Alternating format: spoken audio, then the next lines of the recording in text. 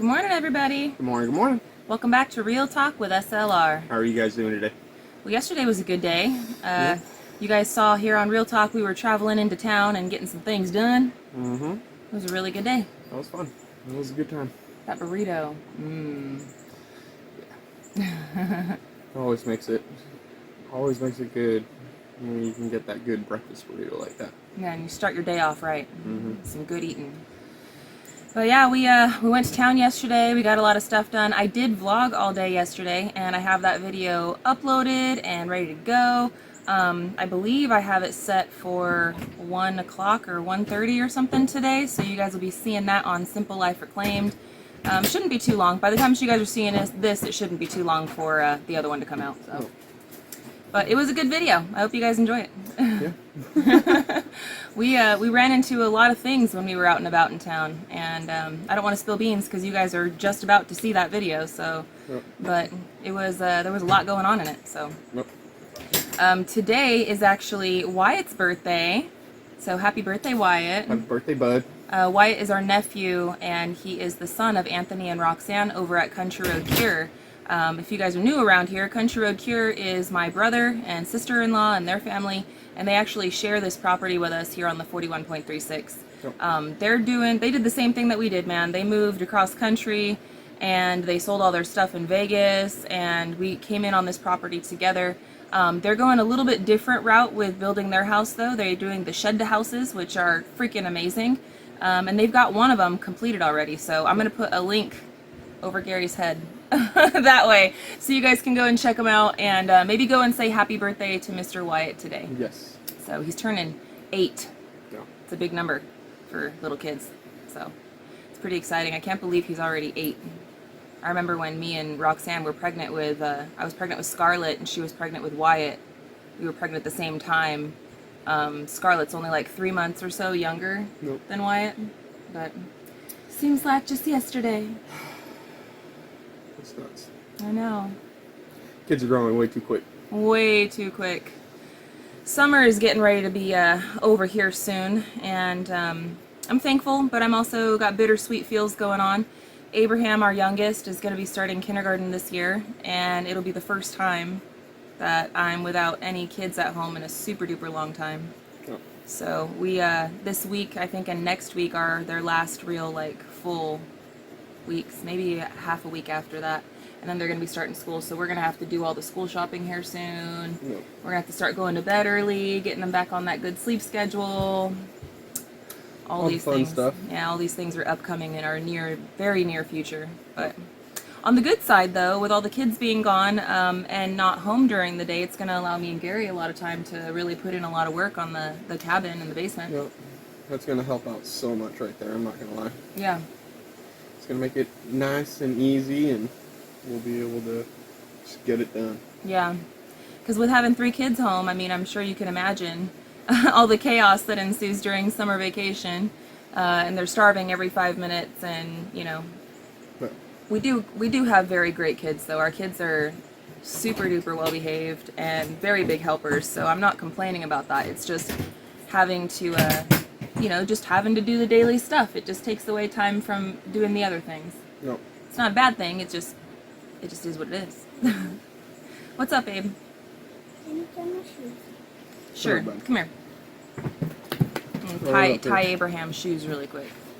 We got everybody around here getting ready to go over to my mom's house. We're actually getting ready to leave here in just a few minutes. Wyatt is having his birthday party at Grandma's house today.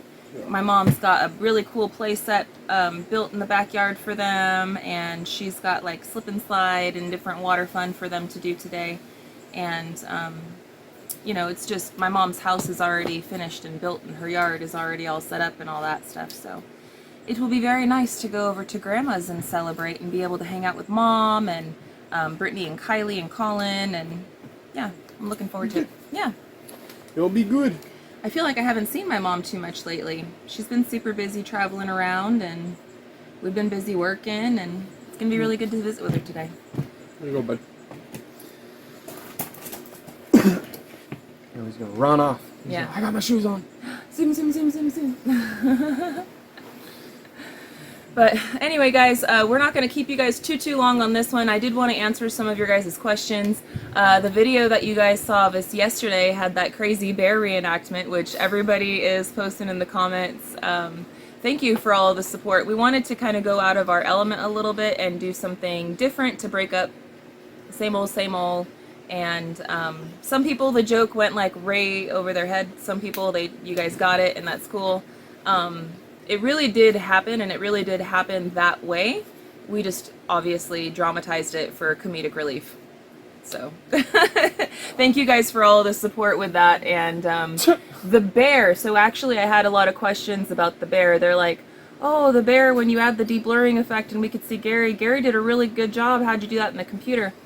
So when it was all blurred out and stuff, the actual bear was CGI. So I actually took some computer-generated images, and I applied them in such a way to make it appear as if that was, the footage that we had caught. But no, the only footage that we caught was the reenactment footage, because when it all was happening, there was no cameras rolling. It was just happening. So Yeah. But I really did jump out in my chonies, though. Yeah, he did. As soon as I heard that, man, I was screaming, bear! He's all, what? freaking, I hopped out of that trailer so quick. I was all, I don't know where it is. So, I didn't know if it was, like, on camp. Yeah. Like, the way that you scream and everything else, like, it made it seem like it was a lot closer. And then when you said, oh, it's over there by the blackberry fields, I was like... It just startled me. Okay. It like, startled me. It's quite a distance, and but... then you jumping out the way that you did startled me even more. And then where it was going right towards Anthony and Roxanne's house by their chickens. And Wyatt usually is up early in the morning out there doing the chicken chores. No, I know. So, I mean... I understood why you were running over there. Yeah, because I was like, dude, if Wyatt's out there by himself and, there's a bear walking by, shoot. Yeah.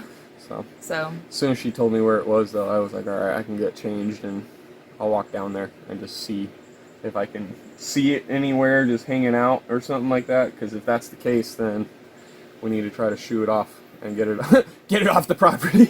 Yeah, so like bear safety, one of the biggest things is obviously you don't want to run and you want to yell at them and make your presence be known. There's certain things that you can do around bears. And the black bears out here, they're not really known for bothering people or anything. The worst thing that they're going to do is go through your trash can. I know that. But at the same time, it's a bear. So you do have to always be careful, and you always have to be respectful of nature itself. Yeah. And, we moved into the bear's home. No, exactly. So that's where it's like I said, I'd want to try to shoot out of here. Yeah. So that way it doesn't think that this is its home. Yes. Because then that could be, that it could cause issues. It can go over to the National Forest side over there. Yeah. Go somewhere else. Yeah. Get off this part. Yeah. We only cleared out a small section of our 41.36. You can have the other 38 acres, we only have like 3 acres or so that's actually cleared out that we live on. The rest of our property is just still wild, forest land, so go on that side. Go with it. We don't mind. We're not going to take it all, right? Shoot. But it was a very fun video to edit. It was very fun to do the reenactment. Everybody was involved. And it kind of broke up the monotony of the same old when it comes to the editing for me. So I really am thankful that you guys appreciated our sense of humor. You guys allowed me to be creative and express myself in that way. So thank you guys for supporting us along that. A lot of people were saying that they enjoyed the voiceover and that possibly on some videos upcoming that I should keep it going, that I should keep doing some stuff like that. And I don't know if I'll do it in such a dramatic type of a way, but I might do some voiceovers here on some videos in the future. We'll see. It just depends on what the content is and all that stuff. So anyway, guys, we do got to get rolling here because it's getting to be that time. And the kids are starting to come over and... they're being antsy in the pantsy. Yeah, they're starting to get all antsy because they know that we're going to be going to Grandma's. So I'm going to get these questions rolling and, yeah, let's do it. Okay, so one of the first questions is right here. What will happen to the rain pouring on the wooden floor? Will it ruin? When will you make the roof? When? That's from Ramesh. So the subfloor itself, they actually have it sealed and coated. It's not sealed and coated for a long period of time.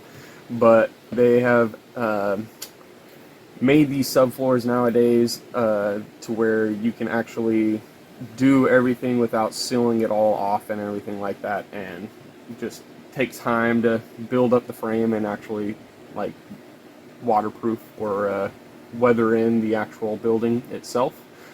So there is that special seal on there that actually repels the water and everything else. But we're not going about it the normal way. We definitely are going to be inside the basement, so we have to seal the bottom portion and everything else like that. But we're going to be trying to get that roof on as quick as we can and building wise. But first things first is basement, second garage, and then third we're going to start working on the actual cabin. Yep. So the reason why we're doing as many measures as we're doing with like the Kills paint, and why we need to get that the elastic type of paint to go over the top of it, is because while the wood is not going to rot and get nasty, where it joints up and connects with the tongue and groove, if there's the smallest little pinhole, water will find the pinhole and it will go inside the basement and drip. And with us living inside there, we really don't want anything dripping on any of our furniture, on us while we're sleeping. You know, it's just, we don't want that. So that's why we're doing all of these measures. I think we're getting pretty darn close now. Yeah, we're pretty close to it. Yeah. It's just now we've got some rain in the forecast, which fine-tuning is some things too gonna before be a that little, rain. Yep. Exactly. So Robert Hughes, the downside of growing bear food. Too bad they have to ruin it, but they are there, and you unfortunately will have to learn to live with them. More training for everyone. Will this change what you grow or raise in the future? He's talking about, because we had bears, is this going to change what we will be growing in our garden in the future? And for me, no. No.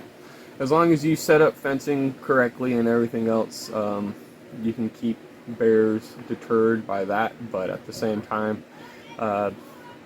bears are one of those that are so curious and everything else that if you set it up, they most likely will get in it, one way or another. So we definitely have our hands full in trying to bear-proof everything when it comes down to like animal pens and making sure everything's good that way. But I think we're gonna have a good roll at it, because we already mountain lion proofed our old one in Arizona. So I think we got a good idea of what we're gonna do. Well, and at the end of the day, if a bear really wants what you have, it's gonna get what you have. Yep. I mean, it's one of those things where this area, yes, it is common for them to be kind of wandering around, but it is our first sighting in a whole year. I've never seen one on the property. Anthony did last year when we were having the area cleared out, and Gary and ours big hole that we have for the basement, that was like freshly dug, and there was a couple of big dirt piles over there, and Anthony had seen one over by the dirt piles. But besides that sighting and the one that we just saw, I mean, we haven't even seen any. None of the neighbors have been talking about any. We heard them the first like couple of weeks when we were here, but once the dogs and everything else sort of were here for a long period of time, a lot of animals that were here sort of said, okay, yeah, skedaddle. This is their place now. Yeah. And we haven't lost any animals to prey out here either. Not a cat, not a dog, not a nothing. So I mean, I'd say we're pretty good. You don't want to get a false sense of security though and get too comfortable. Nope. So I mean, we do take the precautions and the right measures, but I do feel comfortable. Yep. And I do feel secure. So Yes. okay, this one is from Maddie Fatty, and I don't know if you're ever going to see this, Maddie, because she specifically says that she doesn't watch this channel, but we're going to read the comment anyway, just to answer it, and I will reply to you on our main channel to please watch today's episode. She says, so Drylock painted block walls are going to be the final wall finish with some interior paint on top? So many questions. It sounds so institutional, like a prison. Is it only temporary? Are vapor barriers with steel stud walls in the future so you can have outlets and switches all buried? Is it going to be straight up conduit everywhere? I'm assuming a bunch, but again, my biggest critique is no explanation of what is to come. I don't follow the other channel. I don't have time, especially since main videos are 30 minutes long and full of a bunch of filler and fast forward videos. Well, Maddie, that is your biggest problem, is you're fast forwarding through our videos and you're not actually paying attention. Because if you were, we do discuss the next steps, we do discuss what we are doing, and we do make it as best as we possibly can for you guys to follow along. And this second channel that we're talking to you guys on right now is specifically for folks like you that don't want to watch everything on that channel and have a question here and there. You can come on here and get your questions answered, because to be honest with you, we get thousands of comments on our videos, every video, thousands of them. And a lot of them are the same. Yeah, and I don't have time to reply to every single person, and it's not to be mean, it's not to be any kind of negative way at all. You just have to understand and try to put yourself in our position.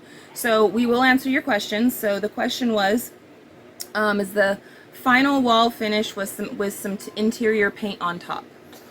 So in the main living room part of the basement, yes, that is the final wall finish. It is going to be block.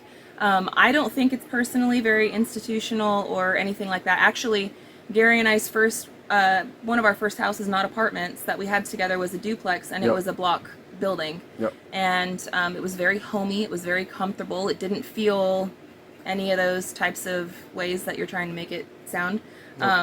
The back, and I actually like the commercial look of it, to be quite honest. Yeah, I do too. It's a basement. Yeah. I mean, it's gonna almost have to be somewhat like a commercial building aspect. Yeah. Unless you actually poured all the outlets and everything beforehand into the actual CMU, or into the actual, if you poured stud walls and everything else like that.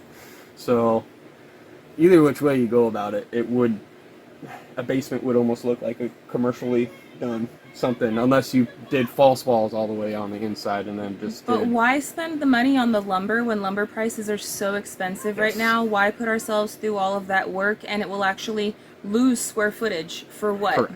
For what?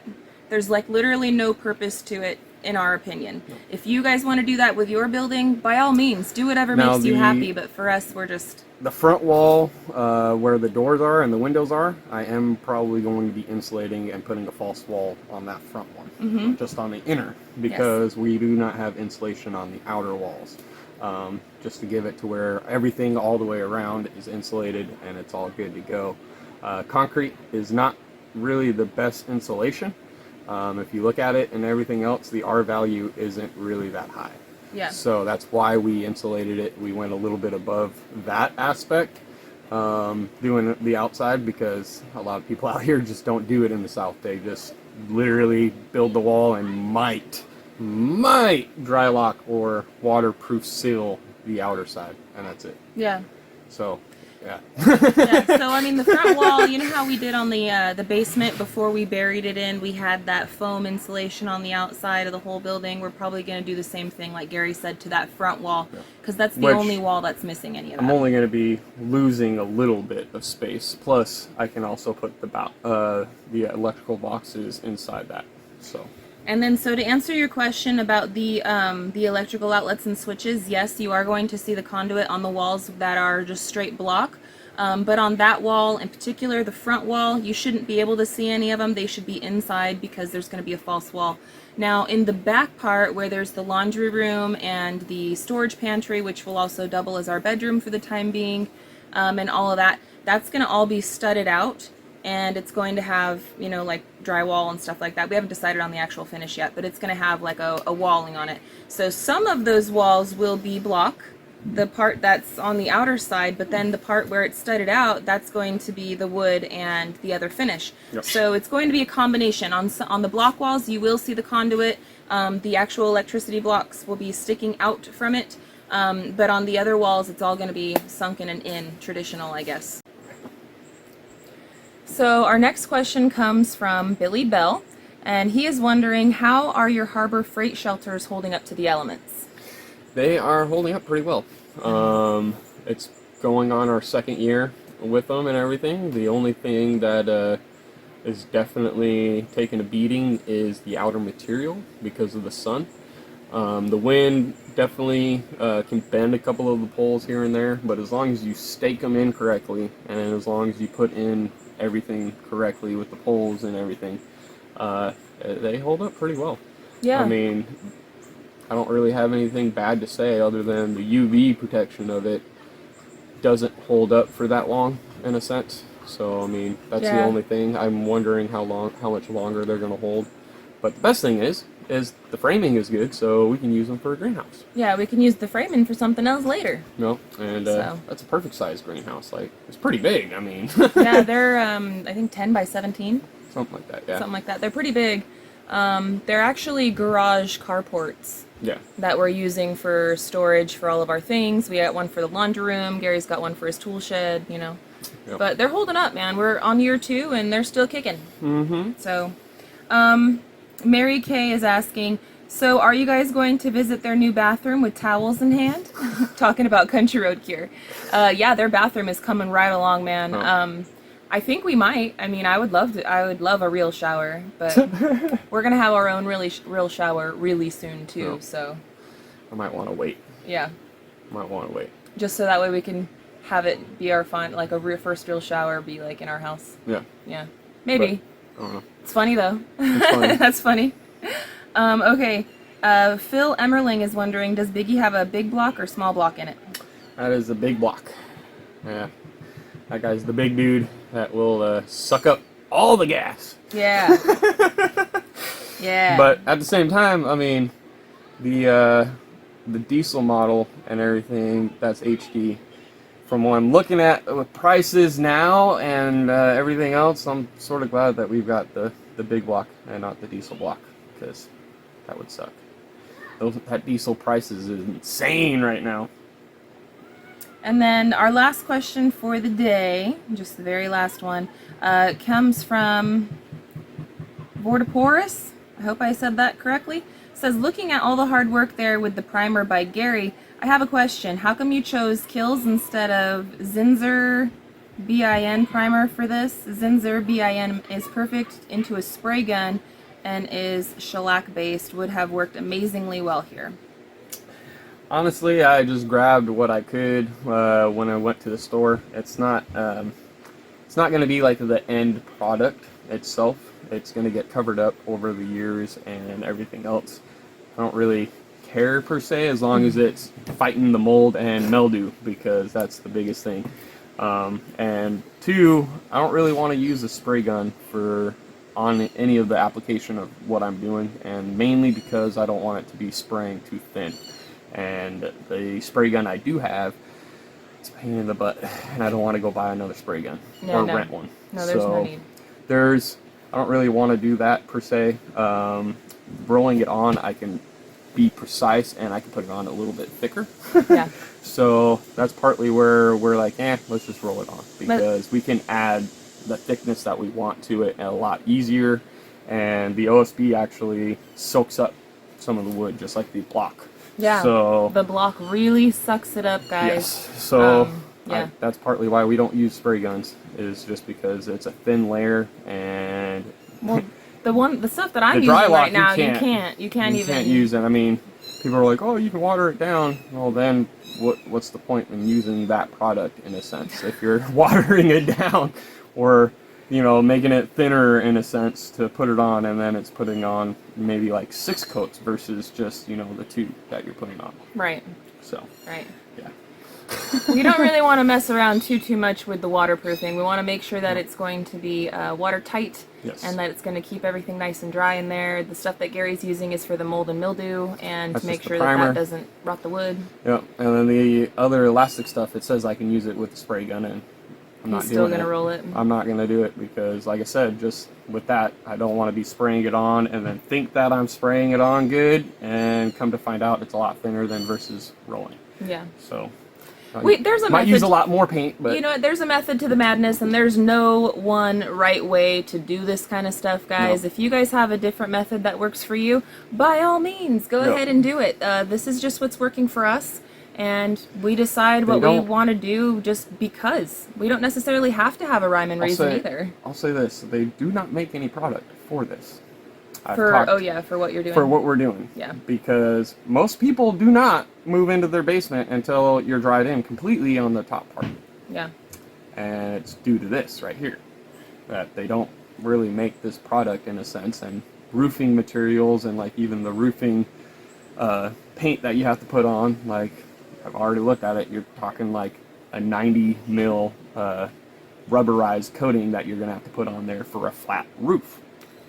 That's a lot. And I'm not putting 2x6s or any wall framing on top of that. Like, I feel like that would be just asking for it in a sense. Yeah. So, yeah, no, I'm not doing it. I'd rather keep a small thin layer throughout everything. We're gonna have to come through and sort of shim off all the creases of everything. I already know that's gonna end up happening. So, yeah, I don't want to add more work to what I'm gonna have to do. Yep. There's a rhyme and reason for it all, guys. Just trust us. We do lots of research. We work with what we got most of the time, trying to just get it done. Yep. When we do decide that something is what we want, then we go and get it. Yep. So, pretty much. yeah.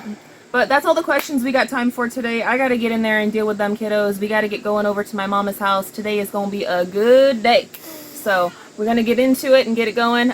Stay tuned for a new video on Simple Life Reclaimed here very shortly. Yes. And we'll be going live with you guys here on Real Talk with SLR tomorrow at 6 o'clock. So we hope to see you guys then. But until then, guys, we love y'all. We hope you have a good one. And we'll catch you on the next one. Bye, you guys. Later.